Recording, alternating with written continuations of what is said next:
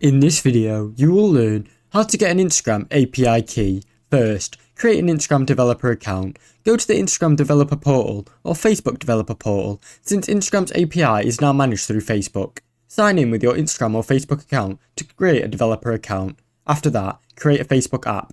In the Facebook developer portal, click on My Apps in the top right corner. Here, click Create App and choose the app, usually for everything else. Fill out the required details for your app, such as your name, email, app purpose, then click Create App ID. Set up Instagram API. Once your app is created, navigate to the Add Product in the left sidebar to find Instagram. Click Set Up next to Instagram and choose Instagram Graph API.